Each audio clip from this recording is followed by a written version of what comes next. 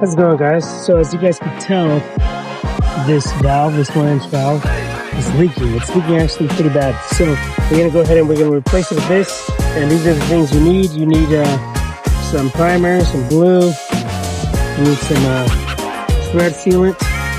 You need some Teflon and a couple fittings. So this is a 1-inch. We're gonna go ahead and go from 1-inch. But as you can tell, this is a 3/4 fitting. So we need, you could either do this one or two ways. You could go ahead and you could do what I'm gonna do and get a 1-inch to 3/4 fitting and do it that way. And so that way it's 1-inch on the receiving end, but on the outlet it's 3/4. It's gonna go ahead and look something like this, and then we'll just put on this pipe here, and we'll put a new actual, I don't know if it's called a bib or something, but a spigot, and we'll screw that on. So yeah, I'm gonna go ahead and I'm gonna show you guys how to do it the right way, and hopefully you like the video. So I went ahead and I put some extra Teflon on these. The next thing I need to do is apply some of this thread lock. Be generous with it, you know.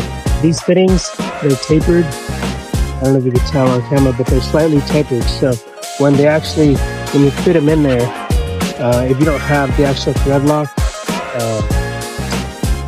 I'm not saying that it'll produce a leak, but the likelihood that you'll have one, I mean, it's I don't want to say high, but it's higher. So I just like to go ahead and prevent that issue and apply it. So we're gonna go ahead and we're gonna put some of that thread lock in there, sealant, and when you tighten these up, be very careful, go very slow, and just do hand tight. Don't, I know I have a crescent here, but don't get up on it, because what ends up happening is on a lot of these, especially like on the cheaper ones, they're not reinforced here. So what ends up happening is with the pressure, it's just they burst, because a lot of them have a seam here and they burst. So I like these Rainbirds here. They're actually very quality product. I'm not sponsored by them, but I don't know if you could tell, they have a seam right there. And if it's not reinforced, that's the first place that valve is going to give out. So yeah, stay tuned. And this is the finished product.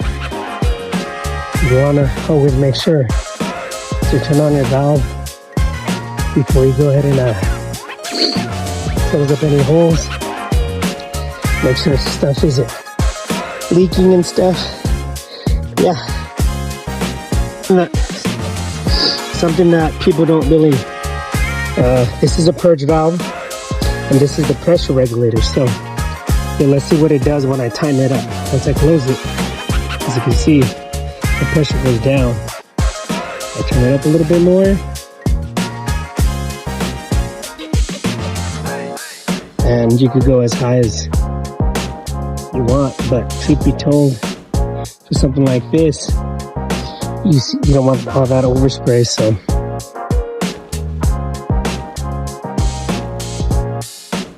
kind of want some bare minimum, and yeah, that's it.